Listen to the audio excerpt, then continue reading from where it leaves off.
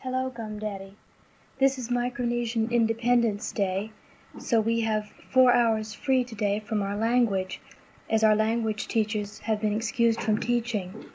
Our schedule has been so busy that we really haven't had any free time, and therefore haven't written any letters or made any tapes. This is the first time I've ever made a tape, so I hope it goes all right. I thought first I would tell you about our schedule. We have training 6 days a week. From 7 to 8 in the morning, we have health or swimming. In health class, we learn about how to prevent diseases, how to take care of diseases, and about some of the problems we might run into. Doctors and nurses usually give us these classes. In swimming, we've been going over the basic strokes. We have learned a little bit about life-saving. We should be learning more about life-saving. And we're going to be learning quite a bit about skin diving and about using a boat. This is the first time they've had a program in swimming for the Micronesia group, and we all feel that it is very important as we are all going to be living on islands. From 8 until 10, we have language class. They have brought teachers in from the various districts in Micronesia, and we learn language by listening to what they say and repeating what they say. And eventually this makes an impression on us and we get an idea of what's going on. We feel that we're making fairly good progress, although it's frustrating at times not to be able to remember words and phrases that you want to remember. Later on in the tape, Greg and I shall go through a dialogue for you so you can hear what the language sounds like. From 10 until 11, we have area studies and community development. Greg and I shall be going to the Marianas. Therefore, we have had speakers from all sorts of ways of life telling us about life in the Marianas. This has been very interesting. For community development, we're supposed to be doing something here on the island of Udot, and we don't have a project as yet. Some of us are interested in working on making a dock. Some of us are interested in working on a road. Some of us are interested in working in recreation with the people here. From 11 to 12, we have language again, a repetition of what we had earlier. And then from 12 to 1, we have lunch. From 1 until 4, we have TESL. TESL is TESL and stands for Teaching English as a Second Language. We've been learning linguistics up till now, and we've done some practice teaching on a school set up of children from this island. Greg and I have both taught minimal pairs, which means something like teaching bat and pat, trying to recognize the sound between pa and ba, which is very hard for the children here, as they do not have this difference in their language. Greg has taught a story. He did the story of the 3 bears, and I have worked with a poem with the children. I'm going to be teaching beginning children, 1st and 2nd grade, and Greg will be teaching intermediate children. We like the children here. They're very happy, very cooperative. They really mimic everything we do. We've also been talking with Miss Tate, whose books we shall be using in teaching. All over Micronesia this coming year, they're going to start using these books by Miss Tate, which are for teaching English in Two Islands children. She's a very British woman, I would say about 50, and very charming. We feel very fortunate to have her here as part of the program to tell us about her book and why she made such choices as she did. From 4 until 5, we usually have area studies and community development again, which is something usually different from the morning, a different speaker or a different project. From 5 until 6, we have language, which is planned to be right before our dinner hour so that hopefully we would talk it during dinner. So you can see we have a fairly full schedule from 7 in the morning until 6 at night. At 6 it gets dark, the sun goes down, and as we have nothing like electricity, we have one kerosene lamp. So usually we end up going to sleep about 7:30 or 8 after our dinner. This takes up most of our time. Sunday's our only free day. This past Sunday we went to an island for a picnic, which was quite a bit of fun. The Sunday before, Greg and I were in the process of moving. I'll tell you a little bit about that in a minute. Generally with our program here, we've been fairly impressed. We feel that we've learned quite a bit. It's quite a complicated procedure to have us learning as much as we are learning. The volunteers who are presently in Micronesia are the people that have been called on to teach us. Many of them have only been here for 4 or 5 months, as the Peace Corps program hasn't been in Micronesia that long. On the whole, we are very pleased with the program, although at times we are not. I'll tell you now something about our trip and something about the setup and where we are. I think I sent you postcards from the places that I was able to send you postcards during our trip. Our flight over was excellent. We were on, I've forgotten the name of the airlines we were on, but it was very fancy. We got champagne and wonderful food. The stewardesses were very nice. We were in Hawaii about half an hour and were able just to wander around the airport, but we enjoyed the thought that we have been to Hawaii. We landed in Guam before we came to Moan. We were just in Guam for a short time. Before we were in Guam, we landed at another place to get some fuel. When we landed in Moan, we went right to a boat out to Udot. Moan is in the Truk lagoon. The Truk lagoon is supposed to be the largest in the world and one of the most lovely. Moan is the district center here. It has more than any other island in the Truk group. Udot is an island in the Truk lagoon. There are quite a few, I would say 10 to 15, maybe more islands in the lagoon. I haven't had a chance to really look at a map yet. Truk takes about 2 hours. Well, no, not Truk. Udot takes about 2 hours to walk around. When we arrived on a boat that looked like it had been left over from World War II. We were surprised to see wrecks of ships around the islands. Although we had been told they would be here, it is quite a sight to see rusted metal in the midst of palm trees and blue-green water. A really very ideal setting with the islands and the water, and then to see the mar that the rusted boats put on this land. It really makes you wonder what has happened here and what effect it has had on the people. We arrived at Udot, and we knew by then that we were going to be stationed in Truk, which is where our training is going on.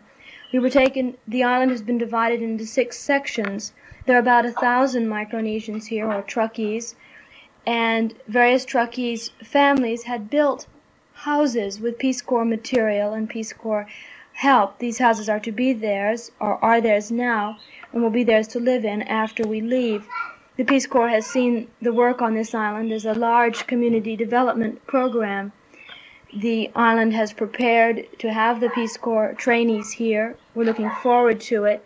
Have set up little stores, if you want to call them that, and a little snack bar for us, and made these houses, made water-sealed toilets and showers, which consist of a wooden stall, all with the materials, and after we leave, this will all be theirs, and hopefully they will use it and want it. We went to the village that we were assigned to on the other side of Udot. We were in a house with 2 other married couples.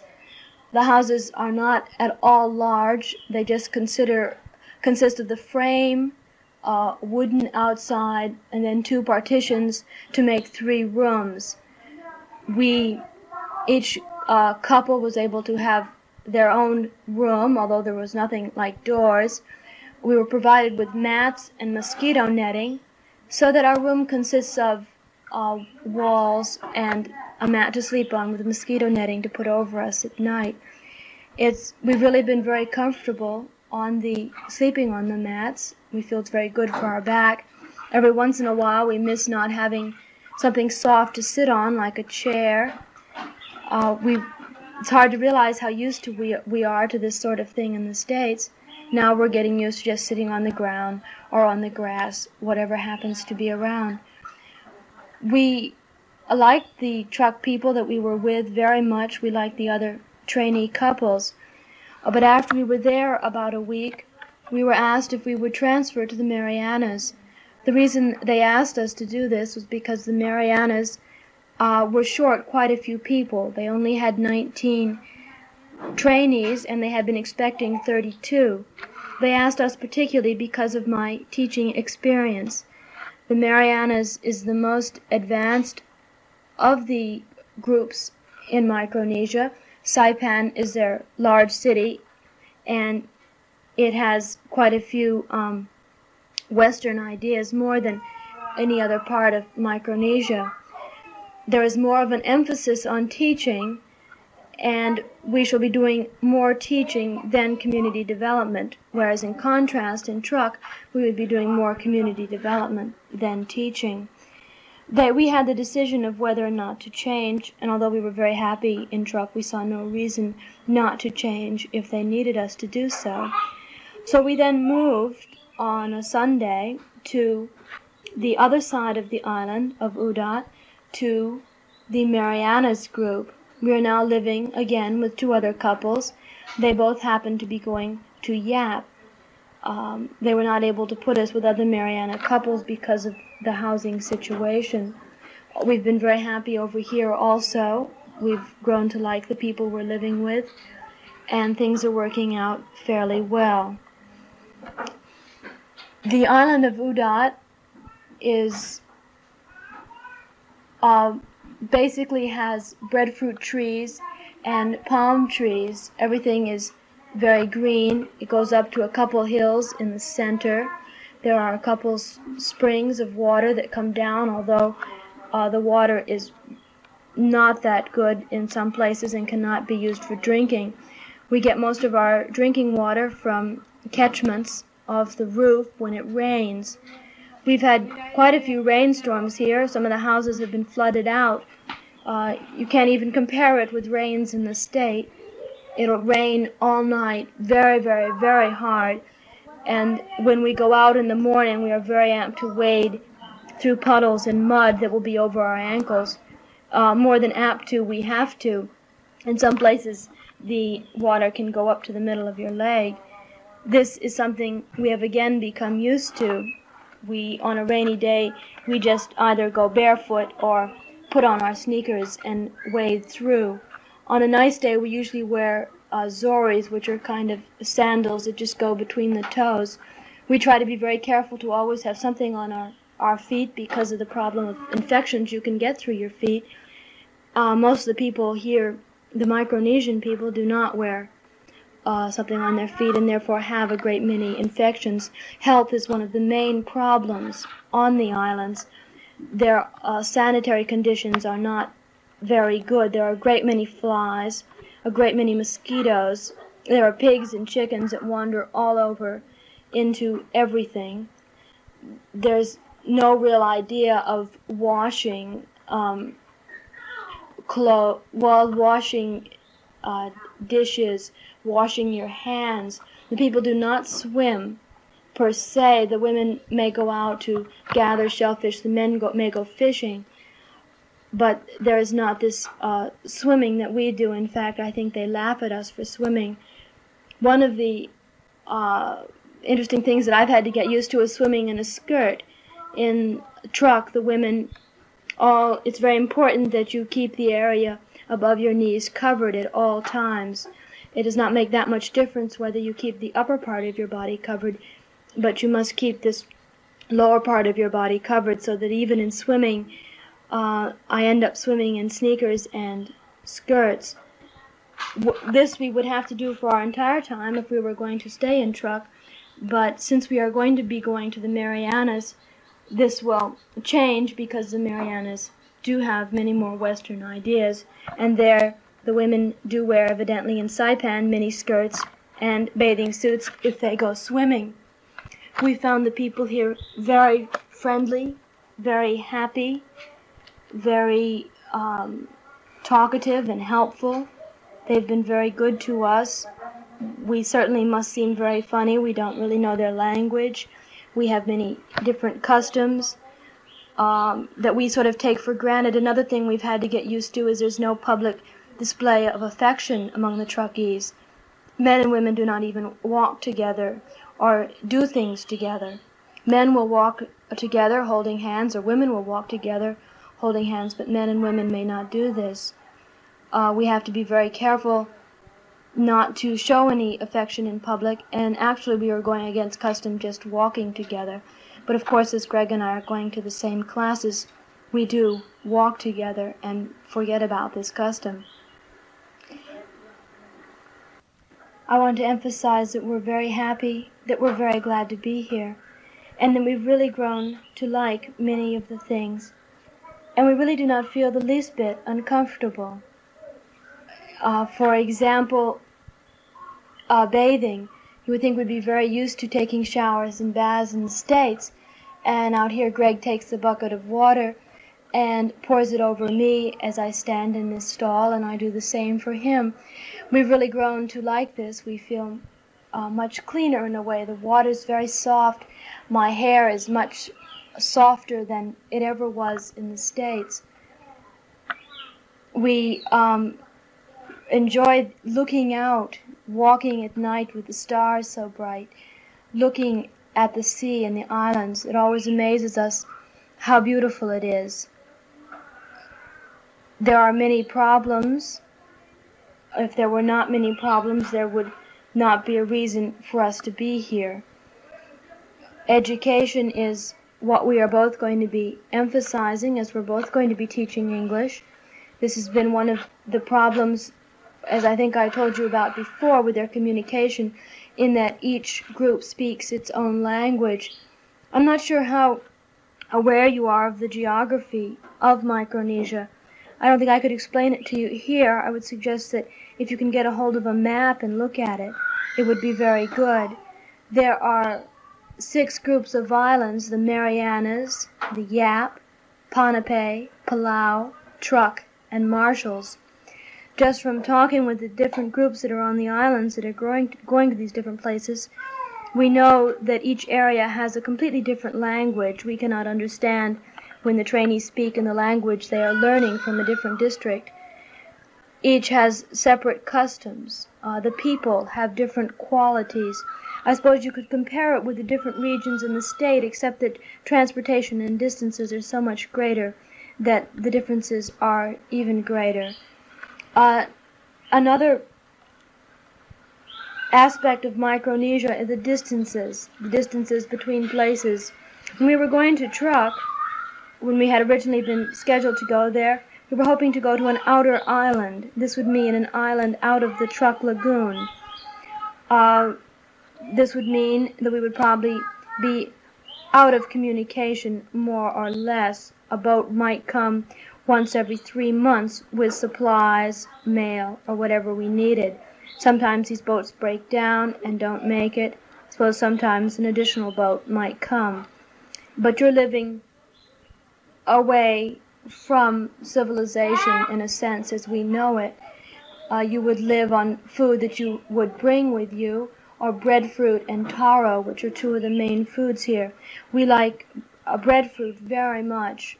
It was particularly good fried. It tastes sort of like a French fried potato, but that isn't a real comparison. They also pound it and boil it and put it in a kind of coconut milk. Coconut milk, by the way, is very good. We've grown very fond of that and often drink a coconut. We haven't had very much taro. It's supposed to be not as good as breadfruit, and since breadfruit is in season now, this is what the people eat. We did have a little bit, and it tasted sort of like nothing. It just was like eating a potato with very little taste, of course, with nothing on it. Other than that, the people fish and eat fish, although not as much as you might think. They eat a great deal of salted and dried fish. Quite a bit of the food the Peace Corps is providing is canned. We eat a great deal of spam, corned beef, various things that are canned in this way. A lot of peanut butter and quite a bit of bread. There's a bakery here on the island. We shall not be going to an outer island, however, since we have been changed to the Marianas. There are only 2 outer islands that are inhabited in the Marianas, and they both have couples on them now that are very happy. We shall either be on Saipan or on Rota or Tinian, which are 2 islands off of Saipan. We are hoping to go to Rota or Tinian. These are supposed to be very lovely islands. They have a great deal of vegetation, and evidently they grow fruits and vegetables that are used in Saipan and Guam. We would like this very much. The island of Udot that we are on now has pineapple and bananas and limes and oranges and coconuts. The people do not really cultivate these things. For example, we like the pineapple very much, but there's not that much of it. Pineapple is more difficult to grow than coconuts. It needs to be cultivated, and the people do not bother. There are no gardens here, for example. It would be very easy for the people here, if they wanted to plant and grow food. Their chickens just run wild. They do not eat their chickens or use the eggs. The pigs just run around. They're used for feasts. We did have a feast after we arrived, which was very nice. They had a couple pigs which they had cooked, and pineapple, banana, and breadfruit.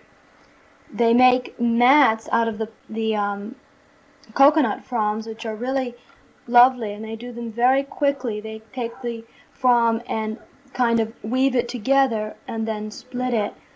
And they use these for plates. They're apt to put a banana leaf or a taro leaf in this mat and use it as a kind of plate.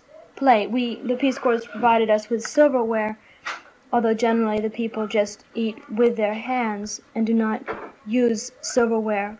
The Peace Corps has also given us things like plates and glasses and cups, and provides us with these things that we need. We also get $10 a week as allowance. There's not very much to spend it on here, as there's just 1 or 2 stores which are just like booths, I guess you'd have to say, with cans of various things and cigarettes and suntan lotion, things that we might need. The only chance we would have to do real shopping would be if we ever get to Moen. Moen's about an hour ride by boat, and even here in the lagoon there are not that many boats. It is fairly difficult to get any place. I've been trying to find out why there are not more boats in Micronesia, and I haven't been able to really discover the reason.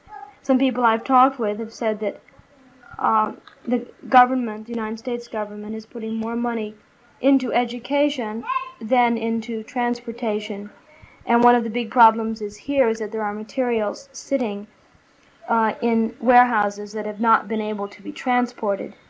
Or, for example, one girl told me that there was a room full of Sony electric tape recorders, and of course there is no electricity, except a little bit of electricity possibly in the district centers. I think there is some electricity in Moen. We have various thoughts about the change that we've made between going to an outer island where we would be more or less isolated to going to possibly the main city in Micronesia. It'll be a different sort of life. We were asked to make the change that it might not be as personally rewarding. It isn't like going to an island paradise or having your own island and people, and yet we might be able to do more in that we would be affecting more people. I suppose this will always be on our mind of what we should have done, but I think we'll be happy with our choice. We're thinking that for our vacation next year, we might take a trip around Micronesia, because the travel is difficult and expensive, the Peace Corps will pay for our traveling around Micronesia and give us in addition the $7.50 a day that they give any volunteer any place that travels. If we decide to go someplace like Japan or Australia, the Peace Corps will not pay for this transportation. We have a long time to think about exactly what we want to do, but right now we feel we might enjoy traveling around Micronesia. I think in the next few years Micronesia will see a great many changes. The people will change, the area will change, and that we are very fortunate to see it now, in a sense, as it is. It is very interesting. We sort of see things and wonder what they will be like later on.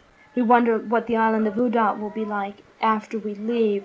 There's another training group coming after us, training group basically made up of professionals, people like engineers and health specialists, not teachers. All the teachers are being trained now, as well as the secretaries and the people in communications.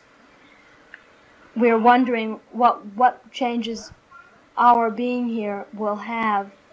We're very concerned with what our role is as Peace Corps volunteers, what we are really going to do, and if we are really going to do a good job. These are some of the thoughts that take up our minds when we're outside of class, and some of the discussions that we have with a great many people. Many of our classes center around questions of this nature. For example, we had a man who's involved in the politics of Saipan, and he told us something about the arrangement of Saipan, and then we talked about the American policy and what we were doing here.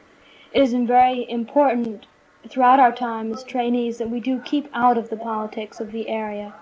We've been cautioned that this is very difficult because, of course, since the United States is in charge, it's very natural and easy for us to criticize the United States, and yet, in a sense, they are the foreign government we are working under, so that it is a particularly difficult situation in trying not to be too critical and realize some of the problems that we ourselves are facing in not having materials arrive.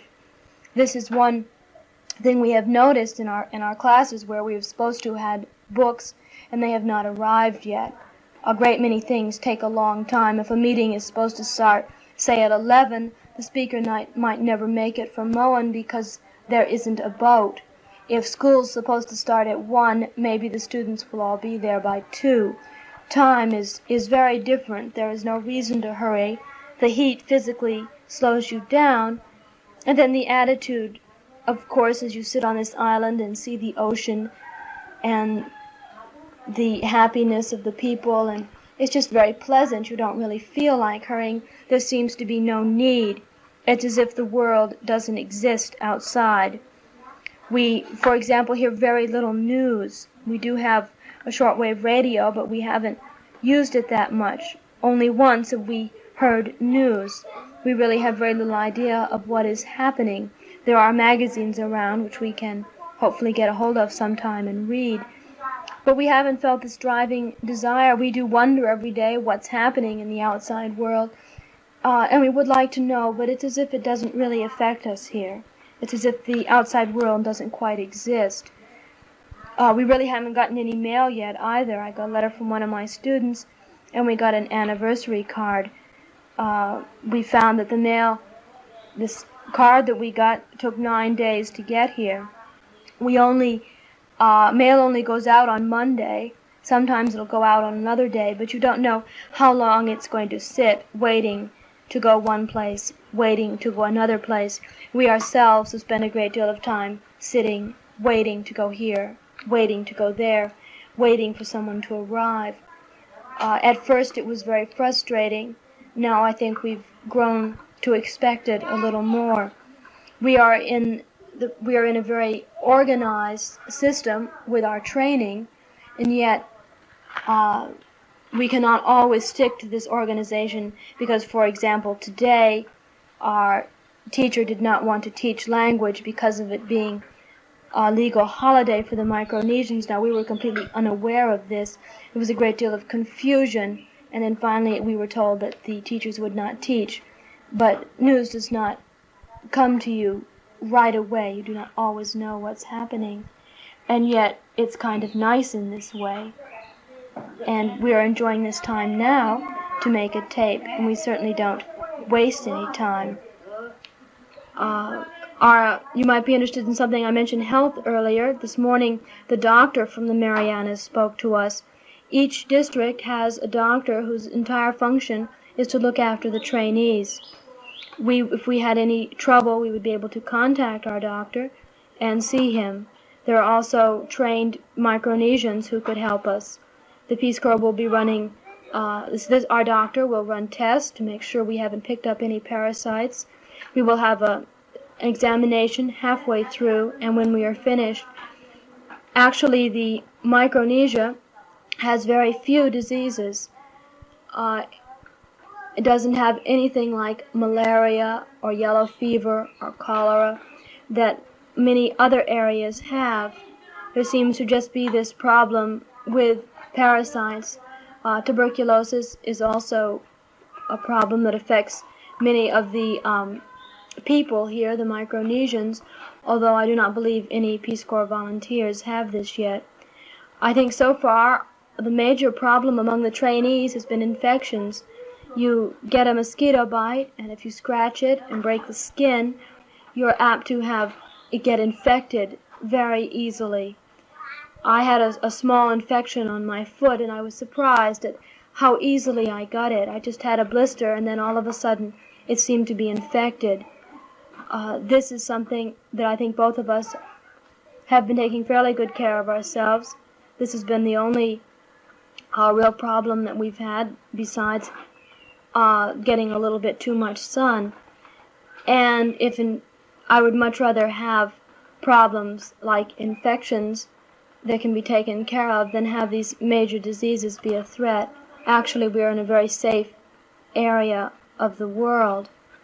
Colds are also a problem because of the rain. You think of it being a very warm climate and that you wouldn't get a cold, but when it rains you're apt to get chilled because it does cool a bit, and it is easy to get a cold, so we've had to be careful about that. One of course, the best things for a cold is to drink liquids and sleep, and this is what we've been able to do here. There are 2 nurses on the island and 3 or 4 doctors, so that we've been, with any little thing that's come up, we've been able to talk to somebody about it and get whatever aid we've needed. We've also, both of us, seen the psychologist. There is a psychologist and a psychiatrist on the island, and all trainees are scheduled to talk with him at least once. I enjoyed my talk very much. It was very interesting, and I was glad to have it. I've never had this experience before. We are also going to meetings on Monday evenings with married couples, all the married couples in the Yap and Marianas group. This gives us a chance to get together with other people and talk about some problems. Actually, our problems are very limited. I think originally this group was designed for married couples to talk about their various problems, but we find that we really do not have too many. I suppose privacy is one thing that we are more used to in the States, but we've had no trouble adjusting to living with other couples, probably because we are used to dormitory living, and even though we've had our own apartment for a year, it now doesn't seem at all strange to be living with other couples. The food we've adjusted to fairly well. Sometimes there are problems. Evidently, there was a storage area set up so that we would be able to be provided with fresh fish and vegetables and such, but something happened with the storage area, so they're not able to use it, and this has caused a problem, and it is difficult for the Peace Corps staff to arrange our food, and this is still being worked out. Other than that, I suppose we wish we had more time. This not having hours of daylight is taking a time to adjust to. We are so used to being able possibly to work in the evening, to have a good lamp, to read, to write letters, so that Now, somehow, when the sun goes down, we automatically feel tired and want to go to sleep, and many times we do. For this reason, I suppose we're not reading as much as we could, or writing as much as we could. We're looking forward to going off island to practice teach. We will have 2 weeks, 2 separated weeks. We will go away for a week, and then we will come back, and then we will go away for another week. And we will practice teach on another island in the lagoon. This is being set up. I do not know exactly what island we are going to. I think that we've both gotten a great deal out of practicing working with these children, and I think working for a week with our own class, more or less, will be very helpful. The students are not normally in class during the summer. This is just something they're doing for the Peace Corps, and their parents seem to be anxious to have them do it. And actually, it's fun. The children have very little that is organized for them. They just run around and play and do things. Same thing with the people here. And it's kind of a novelty for them to have so many people taking an interest in them and in having a structured program. I think life is very structured for children in the States, and this idea of children just running around playing all day is new. There's no real organized play. Some of the trainees are teaching the children to play baseball, and this is something new. Just the idea of coordinating your hands and playing in an organized way is quite an effort. It takes quite a bit more instruction than would seem obvious at first. And many times, like for example, I asked some of the women if they wanted to learn to swim, and they didn't want to learn how to swim, and they didn't know how to swim. This is something new. They do sing an awful lot here. When we were over in the Truk district, there would be Micronesians that would come in the evening and sing with us, or just sit and talk. They're very generous people, very willing to give of their time and of their possessions. Hello again. This side of the tape has Truckies music that was recorded about a week after we got to Truk. Some boys came in one night, or a group of people, not necessarily boys, came in one night to visit with us, and some of the boys had guitars and wanted to sing. They really enjoyed singing for a tape recorder and hearing themselves back, just as people enjoy having their picture taken in Truk. So one interesting custom was that in Truk, if you enjoy listening to this music, you're supposed to put perfume on the boys and sort of sprinkle it on them. And I was very shy to do this. It's kind of a strange idea, but I did it, and they seemed to enjoy it. Truckie's music is very repetitive.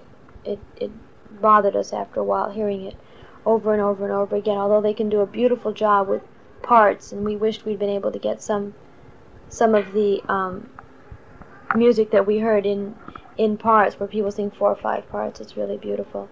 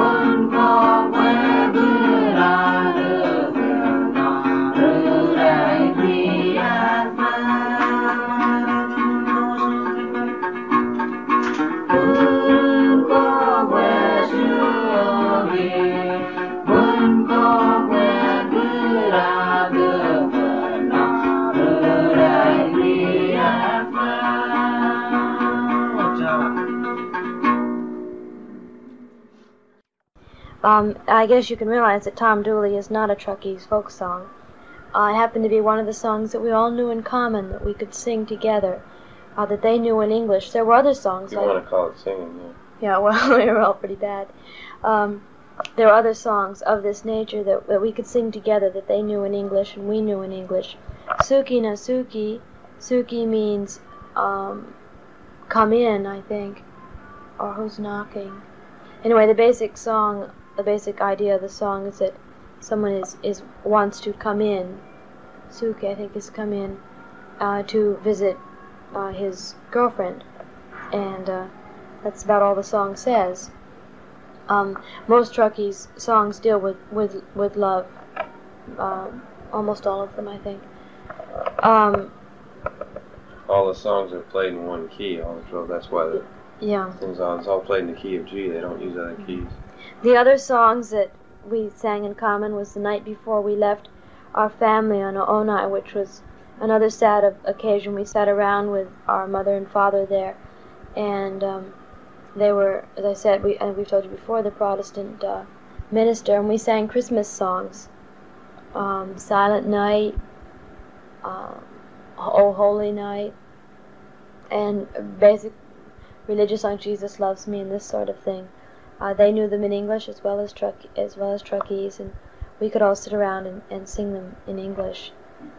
I think I'll ask Greg now to come and do a little bit of our dialogue. We'll just do the first one together. Basically, what we'll be saying is just greetings that one would say, good morning, or hello, how are you, and such. We will go through this now so you can get an idea of what it sounds like. Hafaday. Hafalai. Hafadadu manohau. Moli togu jahagu. Momalekalogbwi. Hajananmo. Suwan. Susetsu. Homrikanohau. Hungan. Hospanyogwi. Hahi Americanagui. Hostriante sihan. Hungan. I think one thing we're both very glad of is to be here together. I think many of the single people will have a great deal of problem with loneliness. Many that we've talked to. If you're sent to an outer island and you're the only American on that island, or you're stationed with another volunteer, but it's a walk over a mountain or through the mud, you can't quite realize distances are much greater when you have to walk through a muddy road, through a swamp, around on the beach, wading through the water.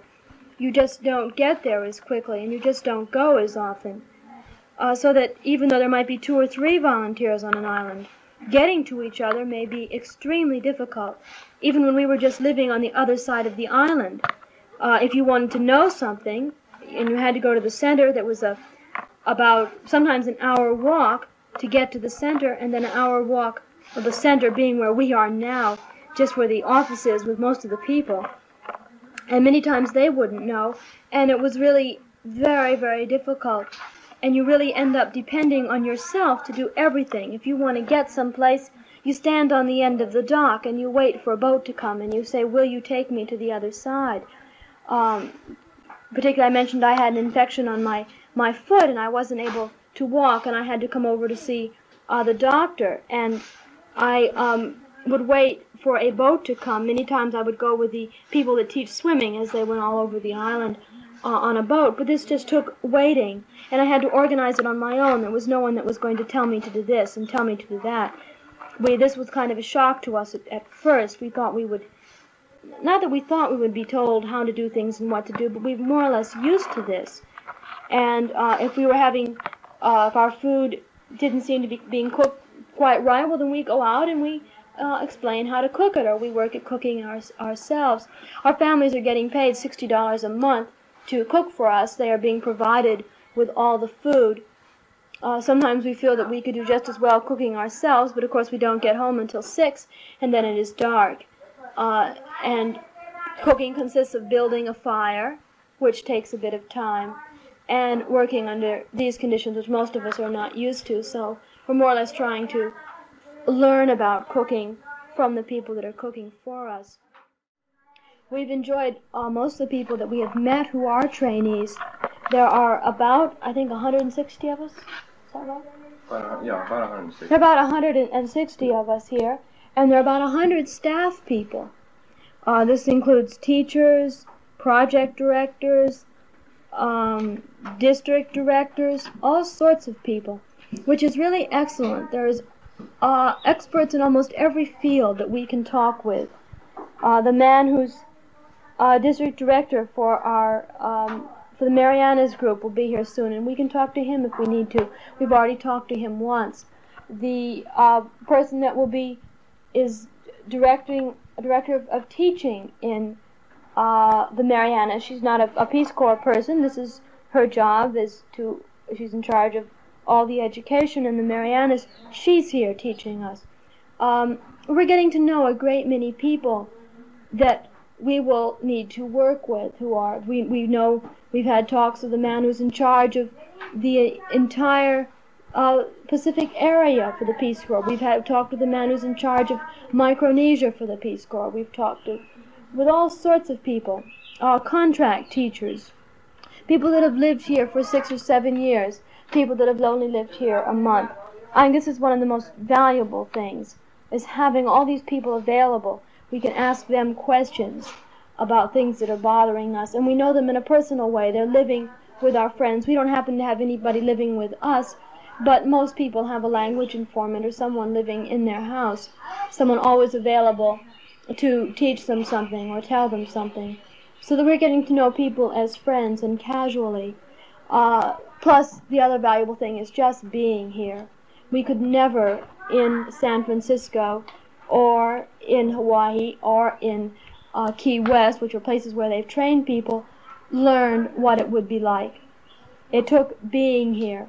It took the first few days of trying to figure out what we were doing, trying to, figure out how to put up a mosquito net and what to do about getting our food a little bit earlier, getting used to sleeping on mats, getting used to the weather, the different food. It just took being here, getting used to the scenery. And we really like it. There are some people who have left, all doing training. Of course, we have the option.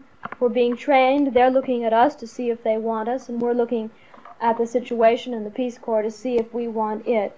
We've talked to volunteers. We are trainees. We've talked to actual volunteers who are happy here. We've talked to volunteers who are unhappy here. We've talked to volunteers who like the Peace Corps very much, have some questions about living in Micronesia. We've talked to all different sorts of people, and even just talking with other trainees, finding out how they feel about things has helped. But I think most of all, just being together, being able to come back at night and talk to each other about things, about impressions, about how we feel, to be able to encourage each other. In a way, it's a lot of fun. It isn't easy. We do have many questions. We do wonder many times, particularly if things seem rough for a while. But things seem to be getting less rough. I think we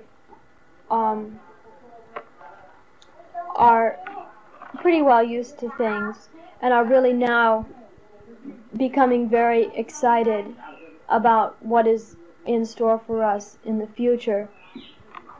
We hope that we can do a good job. I think I'm looking forward to working with these students. I know that I've taught. I know that I like teaching, and I feel that I can do a good job. I've watched Greg teach. I think he also will be able to do a very good job. He seems to be enjoying it. This is a big question for him. I know, Gum Daddy, that you taught right after you finished school, and I imagine you possibly had some of these thoughts about teaching for the first time. And I think that it is wonderful that we can have this experience. It has already broadened us so very much as people, so that even if we went home now, we would have learned a great deal, and we would be different and richer just for the brief experience of coming. All we can say is that we think of you, and actually I feel in making this tape that I'm really talking right to you, and that possibly we are visiting right now. I hope that you are well and that everything is fine where you are. I feel, just from knowing something of what you have done in your life, that you more than most people understand what we're doing and why we're doing it, and something about what the situation is.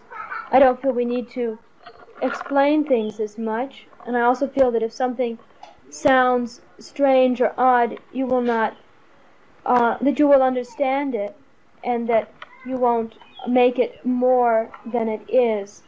We don't want to give an impression that is incorrect, and yet I know that with many people we will do this because it's so easy to tend to think of everything in relationship to what you are living in. It is hard when you're living in a house with chairs and with plumbing to think of someone not having this as being happy, and yet now it just seems so natural to us and so ordinary and so right. We almost couldn't imagine it any other way. I am very proud, as I've already told you, I think, of you and Greg, and think that you're doing a very worthwhile service, not only to our country, but to humanity, in showing a spirit of unselfishness. There isn't too much of it, although I think there's more in the world than we realize. But it certainly is good to have a concrete expression such as yours, and I'm sure that it'll enrich your whole lives, both of yours and Greg's.